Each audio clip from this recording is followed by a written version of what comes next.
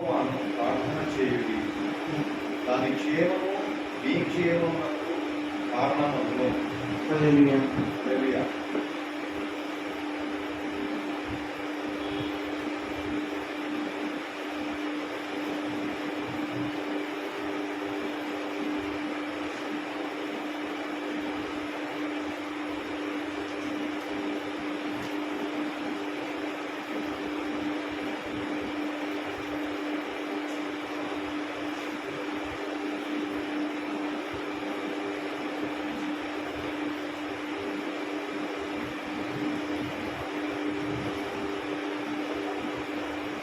మరియు దాంతో పాటు చదవండి. దాంతో పాటు అపోస్తల కార్యము 12:5 చదవండి.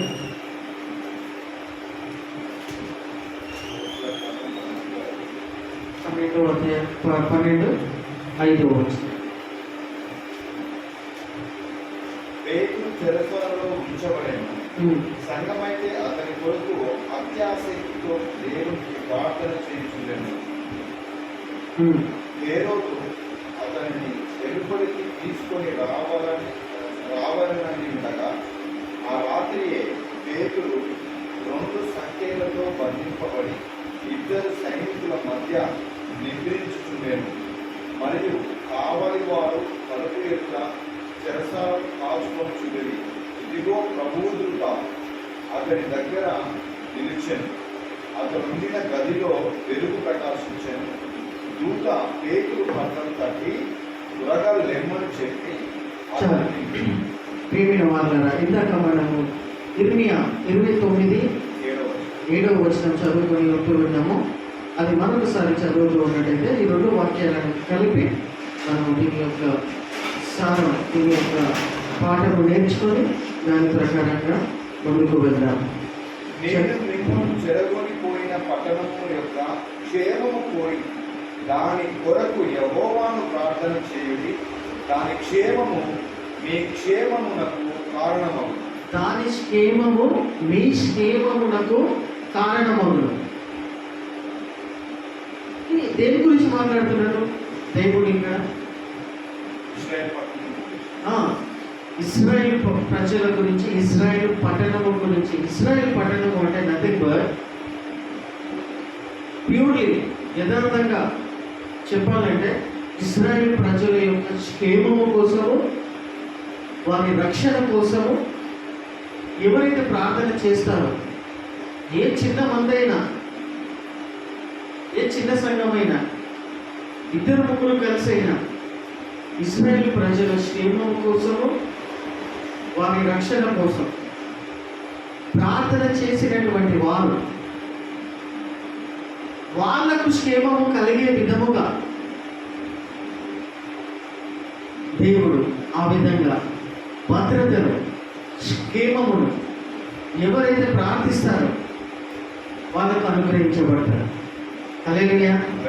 ఇంకో రకంగా దీన్ని చెప్పాలి అంటే, సంఘం యొక్క క్షేమం కోసము ప్రార్థించేటువంటి వారు,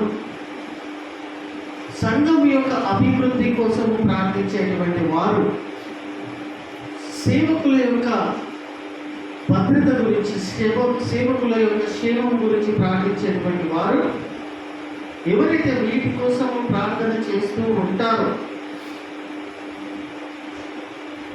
వారికి క్షేమం కలుగుతుందని, ఎవరైతే ప్రార్థన చేస్తారో మా సంఘ సభ్యులను, మా సేవకులను, ప్రపంచవ్యాప్తంగా సేవ జరిగిస్తున్నటువంటి వారి సేవకుల కోసము, మా సంఘము కోసము, ఇశ్రాయేల్ ప్రజల రక్షణ కోసం. ఇప్పటికీ కూడా తెలుసా మీకు, కొంతమంది, చాలామంది అయితే ఇశ్రాయేల్ దేశములలో ఇశ్రాయేల్ ప్రజలు ఇప్పటికీ కూడా కొంతమంది, చాలామంది కాదు, ఇప్పుడు సంఖ్య తగ్గింది, కొద్దిమంది రక్షణ పొందకుండా ధర్మశాస్త్రాన్ని పట్టుకొని తూచ తప్పకుండా నిష్ఠగా పాటించేటువంటి యువతులు ఇప్పటికీ ఉన్నారు. యేసు ప్రభువు నమ్మరు వాళ్ళు, తెలుసా? కొంతమంది ఉన్నారు, చాలా మంది కాదు. కానీ ఇశ్రాయేలు ప్రజలు రక్షణ పొందాలని, యేసు ప్రభువుని సొంత రక్షకునిలాగా అంగీకరించాలని, వాళ్ళ క్షేమమును కోరి ప్రార్థించేటువంటి వాళ్ళను ఎవరైతే ప్రార్థన చేస్తారో ఇశ్రాయేలు ప్రజల కోసము, అనగా సంఘము కోసము, సేవకుల కోసము, పరిచారకుల కోసము, వారి క్షేమము నిమిత్తం ప్రార్థన చేస్తారో ఆటోమేటిక్గా వాళ్ళకు కూడా క్షేమము దేవుడు కలుగజేస్తాడు. ఆ వచనం మరొకసారి చదవండి. ఆ పట్టణము యొక్క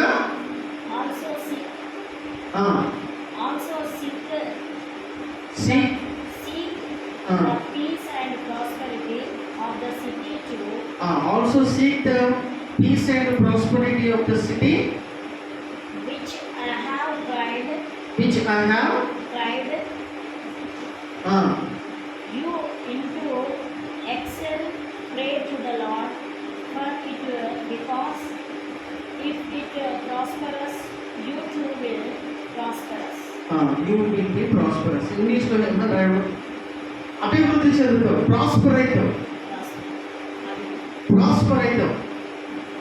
ఎవరైతే ఇశ్రాయేలు ప్రజల యొక్క క్షేమము కోసము, రక్షణ కోసము,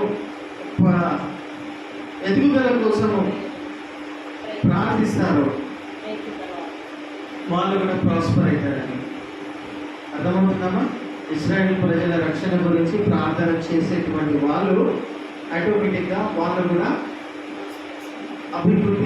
అభివృద్ధి అవుతారు, మరియు క్షేమం వాళ్ళకి కలుగుతుంది. ఇన్ అదర్ సెన్స్, ఇంకో రకంగా చెప్పాలంటే సంఘం యొక్క క్షేమం కోసము ప్రార్థించేటువంటి వారు, సేవకులకు ఉన్నటువంటి వారి కోసము ప్రార్థించేటువంటి వారు ఆటోమేటిక్గా వారి యొక్క ప్రాస్పరిటీ, వారి యొక్క క్షేమం కూడా దేవుడు అనుగ్రహిస్తాడని తానే స్వయంగా వాక్కు ద్వారా తెలియజేస్తూ ఉన్నారు. హల్లెలూయా, హల్లెలూయా.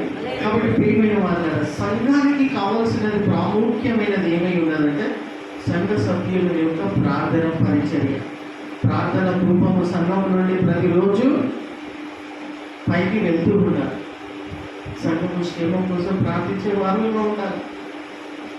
నూతనమైన ఆత్మలు సంఘంలో చేర్చబడాలి. ప్రభువా, ఎంతో మంది బంధకాలలో బందీ అయిపోయి ఉంది, మనుషులు పెట్టినటువంటి పద్ధతులలో, ఆచారాలలో బందీ అయిపోయి ఉన్నారు. తెలుసా వాళ్ళకు వెళ్ళి మనం సువార్త చెప్పలేనటువంటి పరిస్థితి మనది. చెప్పలేని పరిస్థితులలో మనం ఉన్నాం. వెళ్ళి చెప్పగలుగుతామా? ఇప్పుడు మన చర్చి ఎదురుగా చుట్టుపక్కల రక్షణ లేని వాళ్ళ గురించి యేసు ప్రభువుని నమ్ముకోండి, రక్షకుడు నేను రక్షిస్తాడు అని చెప్తే పరిస్థితిలో ఉన్నామా? లేదు. కానీ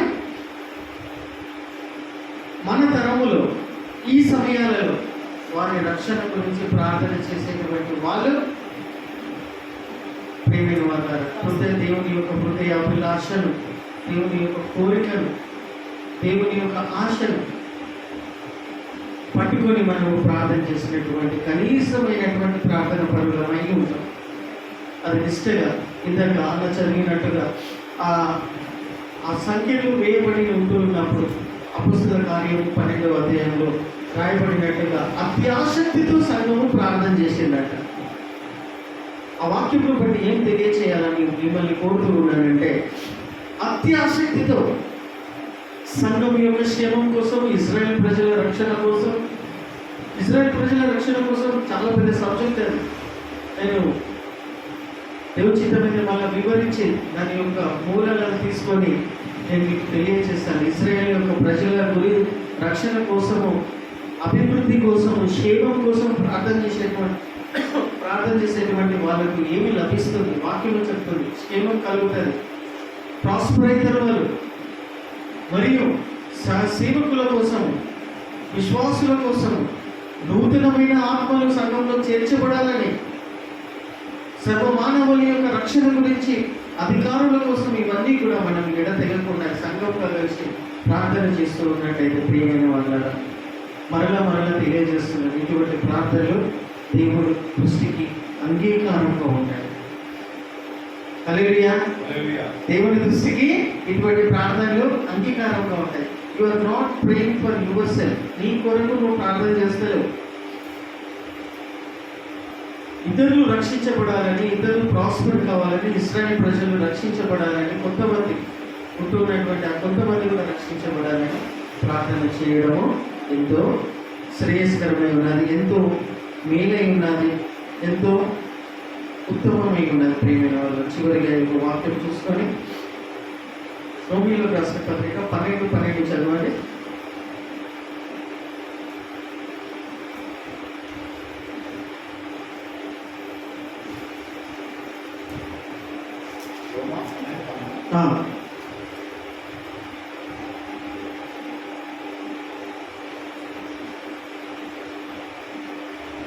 Be joyful in hope, patient in applications, faithful in prayer. గట్టిగా Be joyful in hope, patient in applications, patience in supplications, faithful in prayer. Be faithful in your prayers. తెలుగులో చదవండి. నిరీక్షణ గలవారై సంతోషిస్తూ, శ్రమయందు ఓర్పు గలవారై ప్రార్థన యందు పట్టుదల కలిగి ఉండి. ప్రార్థన యందు పట్టుదల కలిగి ఉండు. హల్లెలూయా. ప్రార్థన యందు పట్టుబట్టాలి మనం అంతే. పట్టుదల కలిగి ఉండి వీటి కోసము దేవుడు ఏవైతే ప్రార్థించమని సంఘాన్ని కోరుతూ ఉన్నాడో వాటి కోసము సంఘముగా మనం కలిసి పట్టు కలిగి మనము ప్రార్థన చేయాల్సిన వారమే ఉన్నాం. హల్లెలూయా. హల్లెలూయా. ప్రియమైన వారలారా, దేవుడు మీకు క్షేమం కలిగజేస్తాడు. క్షేమం కాకుండా, క్షేమమే కాకుండా మిమ్మల్ని భద్రపరుస్తాడు, కాపాడుతాడు, మీకున్నటువంటి అవసరతలను తీరుస్తాడు. దేవుడికి ఇష్టమైనటువంటి ప్రార్థనలు, దేవుడు ఆజ్ఞాపించినటువంటి ప్రార్థనలు మనము పట్టుదల కలిగి ఉండి, పట్టుతో ప్రభువా మా ప్రజలను రక్షించండి, మా యొక్క విశ్వాసులను సంఘంలోకి చేర్చండి, నడిపించండి, దారి తప్పిపోయి అటు ఇటు తిరుగుతూ ఉన్నారు ప్రభువా అని పట్టుతో వాళ్ళు ఇవన్నీ ప్రార్థనలకు నిరీక్షణ కలిగి దేవుడు మా ప్రార్థనలు వింటాడు, దేవుడు మా ప్రార్థనలు వింటూ ఉన్నాడు, దేవుడు తన సమయం నందు ఈ కార్యములు చేస్తాడు అనేటువంటి నిరీక్షణ కలిగి ఉండి ఆల్వేస్ రిజాయిస్ ఇన్ హోప్. దేన్ని బట్టి నిరీక్షణ కలిగి ఉండాలా? మేము చేస్తున్న ప్రార్థనలకు దేవుడు మాకు అనుగ్రహిస్తాడనేటువంటి నిరీక్షణతో, జాయ్ఫుల్తో మనము ప్రార్థన చేయాల్సినటువంటి వారం. పట్టుదలతో. హల్లెలూయా. పట్టినం అంటే అది దొరికేంత వరకు కంటిన్యూగా చేస్తూనే ఉండాలి. హల్లెలూయా. కొంతమంది వచ్చేవాళ్ళు మన సంఘానికి స్టార్టింగ్లో ఇటువంటి ప్రార్థనలు, కానీ వాళ్ళకు ఉన్నటువంటి బలహీనతలను బట్టి ఒకటేసారి లేచి ఈ యొక్క ప్రార్థనలో అంటుకట్టబడి దేవునికి ఇష్టమైనటువంటి ప్రార్థనలు కొనసాగిస్తూ ఉంటూ ఉన్నటువంటి ఆ తరుణంలో ఒకేసారి అట్లా ఉండి నాటపడాలి అని అంటే వాళ్ళకు ఉన్నటువంటి ఆ బలహీనతలను బట్టి, వాళ్ళకు ఉన్నటువంటి ఆ అలవాట్లను బట్టి ఇది కరెక్ట్ అని వాళ్ళకు తెలిసిన అర్థమవుతున్నా కానీ కూడా వాళ్ళు రాలేని పరిస్థితిలో ఉంటున్నారు. ఇళ్ళలో ఊరికి కూర్చొని సమయాన్ని వృధా చేసుకుంటున్నారు, సమయాన్ని పోగొట్టుకుంటున్నారు. పట్టు లేదు వాళ్ళకు, నడుము కట్టుకోవడం లేదు వాళ్ళకు. అత్యాసక్తి స్టార్టింగ్లో ఉండేది. రిజాయిసింగ్ ఇన్ హోప్ అంటే మేము పట్టుబట్టినాము, స్టార్టింగ్లో కంటిన్యూగా ప్రార్థన చేస్తూ ఉన్నాము, అది మేము దొరికేంత వరకు, మా కనులు మేమేమైతే అడుగుతున్నామో అవి పొందుకునేంత వరకు మేము పట్టు వదలము అనేటువంటి ఆసక్తిని లేకుండా కొంతమంది ఆగిపోయి ఉంటున్నటువంటి వాళ్ళు ఉన్నారు. అలాగా వాక్యం ఏం చెప్తున్నది? అవేక్, నిద్ర మేలుకొని పట్టుదలతో దేవుడి కోసం ఏమైనా చేసినామంటే ప్రియమైన వాళ్ళ 24 గంటలలో కొంచెమైనా, కొన్ని గడియలైనా, కొన్ని నిమిషాలైనా ఇది చేయగలిగినాం అన్నట్టుగా యథార్థంగా ఉంటూ ఉన్నట్టయితే ప్రియమైన వాళ్ళ అది ఎంత గొప్ప విషయం. హల్లెలూయా. హల్లెలూయా. హల్లెలూయా. ప్రియమైన వాళ్ళ దేవుడు వాక్యాలలో ఎన్నో ఆజ్ఞలు ఇచ్చాడు, ఎన్నో విధాలుగా హెచ్చరిస్తూ ఉన్నాడు. మీరు ఏ విధంగా ఉండాలా, ఆ విధంగా ఉండాలా, ఈ విధంగా ప్రార్థనలు చేయాలని హెచ్చరిస్తూ ఉన్నాడు. అవన్నీ చూపించడానికి మనకు తెలుసు, సమయం లేదు. కాబట్టి ఒకటే, మనం పట్టిన పట్టు ఇక్కడ సంఘము నిర్మించబడాలా, ఈ సంఘములో నూతనమైన ఆత్మలు చేర్చబడాలా, రక్షించబడాలా, నాటబడాలా. హల్లెలూయా, హల్లెలూయా. హల్లెలూయా. ఇది ఒక ట్రాక్ నువ్వు పట్టుకొని ఉన్నామంటే అది సాధించేంత వరకు మనము పట్టుబడి. హల్లెలూయా. చివరిగా ఒక వాక్యం చదువుకొని లూకా 18:1 చదువుకున్నాం. 18:1 అందరికీ తెలిసినటువంటి మాట. వారు విసుకగా యేసు ప్రభు చెప్తూ ఉన్నాడు, యేసు ప్రభు చెప్తున్న మాట, వారు విసుకక నిత్యము ప్రార్థన చేయుచుండవలెననుటకు నిత్యము ప్రార్థన చేయుచుండవలెనని అనుటకు ఆయన వారితో ఈ ఉపమానం చెప్పాను. ఎస్, ఒక మాట చాలు. మీరు విసుగక నిత్యము ప్రార్థన ప్రార్థన చేస్తూనే ఉండాలి.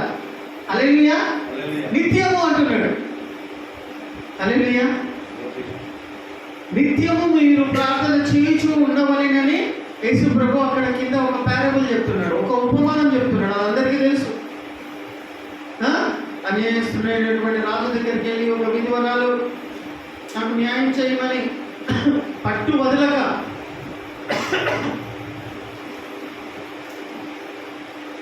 అన్యాయస్తుడైనటువంటి రాజు దగ్గరికి వెళ్ళి, న్యాయాధిపతి దగ్గరికి వెళ్ళి, అన్యాయస్థం అంటే ఆయన న్యాయం చేయడం అనేది తెలియదు. దేవునికి భయపడ్డాడు, భయపడకయో ఆ, మనుషులను లక్ష్యపెట్టకయో ఆ, నుండి ఒక న్యాయాధిపతి ఆ, ఒక పట్టణములో ఉండేది. తెలుసు. కాబట్టి దేవుడికి భయపడాడు ఆ న్యాయాధిపతి, మనుషులు పేరు బట్టి మాత్రం న్యాయాధిపతి. కానీ వాక్యంలో అన్యాయస్తుడైనటువంటి న్యాయాధిపతి రాయబడి ఉంది. న్యాయాధిపతి అని టైటిల్ అయితే తీసుకున్నాడు, అడ్వకేట్ అని టైటిల్ అయితే పొందుకున్నాడు. కానీ అడ్వకేట్ ఎటువంటి అడ్వకేట్? అన్యాయస్తుడైనటువంటి, అంటే అన్యాయం సైతే మాట్లాడి డబ్బులు సంపాదించుకునేటువంటి, ఎస్, పైసలు ఎక్కడ వేస్తే అక్కడ అన్యాయస్తుడే. ఆయన దగ్గరికి వెళ్ళి విధవరాలు పట్టు వదలక దమ్దం చేసి పడేసేది ఆయన. హల్లెలూయా. హల్లెలూయా. ఏమనిపించింది వచ్చు? అన్యాయస్తుడైనటువంటి న్యాయాధిపతి దగ్గరికి వెళ్ళి, అన్యాయస్తుడైన న్యాయాధిపతి అంట. క్యా బాతే. న్యాయం చేయాల్సినటువంటి న్యాయాధిపతియే అన్యాయస్తుడైనటువంటి న్యాయాధిపతి అని యేసు ప్రభు చెప్తున్నాడు. ఊరికి వెళ్ళి నాకు న్యాయం చేయి, నాకు న్యాయం చేయి, నాకు కావాలి, నాకు కావాలా అని అంటే, అరే ఇప్పుడు వృద్ధురాలు నన్ను వదులుతలేదు. ఏమైతే కోరుకుంటున్నావు? చిన్న చిన్న కోరికలే మళ్ళీ ఆమె అడిగేది. ఆయన చేయగలుగుతాడు, న్యాయం చేయగలుగుతాడు. ఈమె నన్ను వచ్చి ఊరికే దంతం చేయకుండా, నన్ను పరేషాన్ చేయకుండా, మళ్ళీ ఇంకోసారి ఈమె వచ్చి నన్ను పట్టుకోకుండా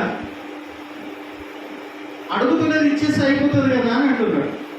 అనుకొని న్యాయం చేసిండట. అన్యాయస్తుడైనటువంటి వాడు న్యాయం చేసి పంపించేసిండట.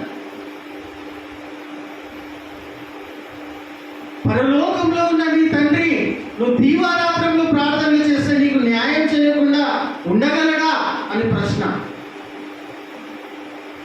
హల్లెలూయా. ప్రశ్నిస్తున్నాడా? క్వశ్చన్ మార్క్ ఉంటుంది చూడండి బైబిల్లో. పరలోకంలో ఉన్నటువంటి న్యాయాధిపతి అయినటువంటి మీ తండ్రి నువ్వు దినం రాత్రి ప్రార్థన చేస్తున్నావు, పట్టు వదలకుండా ఆయన నీకు న్యాయం చేయడా? హల్లెలూయా. చేస్తాడు కదా. మళ్ళీ దేన్ని బట్టి మనం బాధపడాలా? చాతగాక, అలిసిపోయి, నిరీక్షణ లేక. హల్లెలూయా. యేసు ప్రభువు ఇంకా ఖచ్చితంగా చెప్తున్నాడు, అన్యాయస్తుడు అనేటువంటి న్యాయాధిపతి న్యాయం చేసి పంపించేసాడు అని చెబుతూ పరలోకంలో ఉన్నటువంటి న్యాయాధిపతి అయిన తండ్రి అయినది. మన తండ్రి ఎవరు? న్యాయం చేసేవాడు.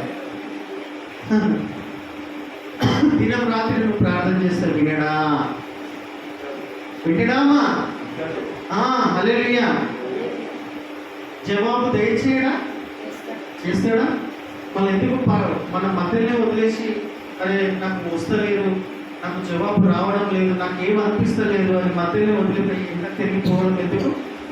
ఈ విషయం తెలియక, ఏ విషయం తెలియక యేసు ప్రభువు చెప్పిన ఈ ఉపమానం యొక్క సత్యం వాళ్ళకు, ఆ ఫ్యాక్ట్ వాళ్ళకు తెలియక కొంతమంది మధ్యలోనే వదిలేసి చిన్న చిన్న కారణాలు చెప్పుకుంటూ మానేసుకొని ఎట్లయితే బ్రతుకుంటూ వచ్చినారో అట్లనే బ్రతకడానికి ఇష్టపడుతున్నారు. అర్థమవుతుందా? కాబట్టి ఎందుకు చెప్తున్నా ప్రియమైన వాళ్ళ, ఇశ్రాయేలు ప్రజల యొక్క క్షేమం కోరువారు ప్రార్థన ద్వారా ప్రార్థన చేయాలి. సంఘం క్షేమం కోసం ప్రార్థన చేయాలి. విశ్వాసులు వస్తలేరు ప్రభువా, విశ్వాసులు వచ్చినా ఇట్లా ఉన్నారు ప్రభువా, వాళ్ళని దర్శించు ప్రభు, వాళ్ళని రక్షించు ప్రభు, వాళ్ళని విడిపించు ప్రభు, వాళ్ళని నడిపించు ప్రభు. ఇటు ప్రార్థనలు వ్యర్థమైన ప్రార్థనలు కాదు అని అంటాడు వాక్యం. హల్లెలూయా, హల్లెలూయా. నువ్వు ప్రార్థన పరిచర్యలో ఒక పాత్రగా వాడబడుతున్నావని గర్వంతో నువ్వు కొనసాగిస్తూ ఉండు. హల్లెలూయా. నువ్వు వస్తూ ఉండు, ప్రార్థన చేస్తూ ఉండు. హల్లెలూయా. దేవుని కోసం కొంచెమైనా చేసిన వాళ్ళము. హల్లెలూయా. మన తరంలో. హల్లెలూయా. కాబట్టి ప్రియమైన వాళ్ళరా, అక్కడ చెప్పబడిన ప్రకారంగా మనం వేటి కోసం అయితే నిరీక్షించి ప్రార్థిస్తున్నామో ఇవే కాదు, మన పర్సనల్ అవసరతల గురించి కూడా దినం రాత్రి మనం ప్రార్థన చేస్తూ ఉంటే it's shall not be wasted. మీకు తెలుసా ప్రియమైన వాళ్ళరా, ఒక సేవకుడు చెప్తాడు, నువ్వు నిజంగా యథార్థంగా చిన్న ప్రార్థన చేసినా కానీ కూడా అది వేస్ట్ కాదు. అలాగే వేస్ట్ కాబట్టి అది ఎందుకు అనుభవంతో చెప్తున్నాడు ఆయన.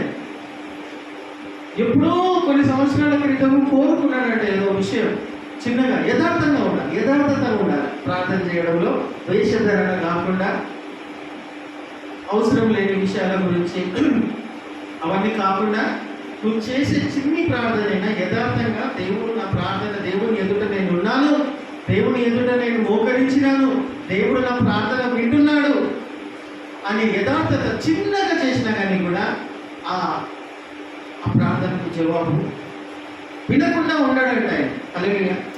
మళ్ళీ ఇన్ని రోజుల్లో ఇంతగానో మనం ప్రయత్నిస్తున్న ప్రార్థనలు దానికి కొట్టుకుంటున్నాయి.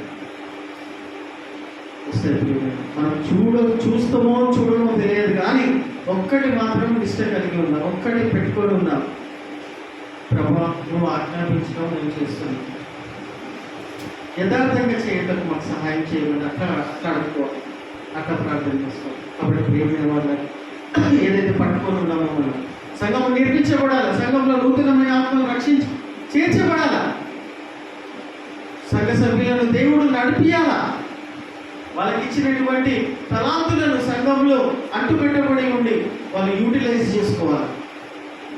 నీ ప్రార్థనల ద్వారా సంఘం కట్టబడుతుంది, నీ ప్రార్థనల ద్వారా విశ్వాసులు క్షేమం కలుగుతారు. హల్లెలూయా. ఇశ్రాయేల్ ప్రజల రక్షణ గురించి, ఇశ్రాయేల్ ప్రజల క్షేమం గురించి ప్రార్థన చేస్తున్న వాళ్ళందరూ కూడా క్షేమం కలుగుతారు. హల్లెలూయా.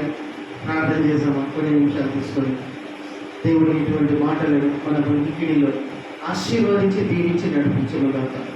ఆమేన్.